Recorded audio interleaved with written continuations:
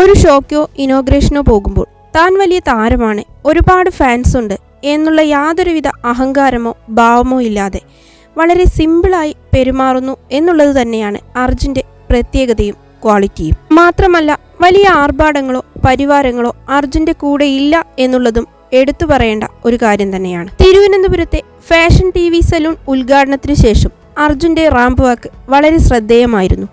മീഡിയാസിൻ്റെ എല്ലാ ചോദ്യങ്ങൾക്കും കിറുകൃത്യമായിരുന്നു അർജുൻ്റെ ആൻസർ.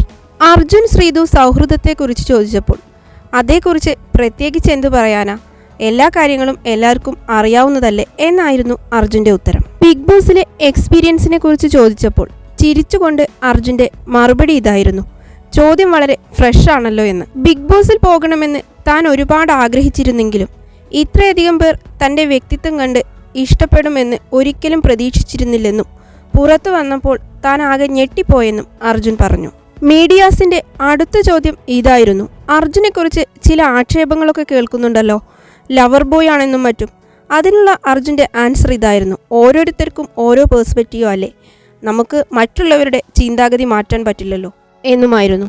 BBയിൽ നിന്ന് തിരിച്ചു വന്നിട്ട് ശ്രീതുവിൻ്റെ അമ്മയോട് സംസാരിച്ചിരുന്നോ എന്ന ചോദ്യത്തിന് സംസാരിച്ചിരുന്നു എന്നും ശ്രീതുവിൻ്റെ അമ്മ വളരെയധികം ഹാപ്പി ആയിട്ടിരിക്കുന്നെന്നും അർജുൻ മറുപടി നൽകി. ഇപ്പോൾ വീട്ടിലേക്കൊന്നും കാണാറില്ല എന്നാണ് ചേച്ചിയുടെ കംപ്ലൈൻറ്റ് എന്ന ചോദ്യത്തിന് തിരക്ക് കാരണം വീട്ടിലേക്ക് പോകാൻ കഴിയാറില്ലെന്നായിരുന്നു അർജുൻ്റെ ഉത്തരം. ജിത്തു ജോസഫിൻ്റെ സിനിമയെക്കുറിച്ച് ചോദിച്ചപ്പോൾ നിങ്ങൾക്ക് കിട്ടിയിട്ടുള്ള അപ്ഡേറ്റ് മാത്രമേ എനിക്കും കിട്ടിയിട്ടുള്ളൂ എന്നും പുതിയതായി എന്തെങ്കിലും അപ്ഡേറ്റ്സ് കിട്ടുകയാണെങ്കിൽ അറിയിക്കാമെന്നും അർജുൻ ഉത്തരം നൽകി.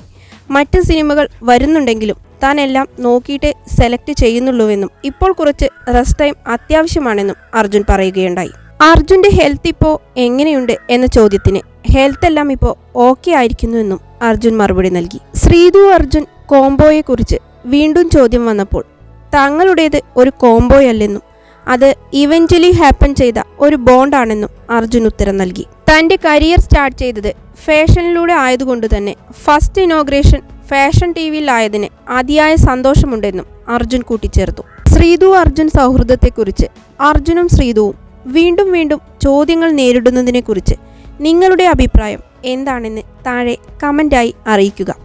മറ്റൊരു ടോപ്പിക്കുമായി വീണ്ടും കാണുന്നതുവരേക്കും ഓക്കെ ബൈ, താങ്ക് യു.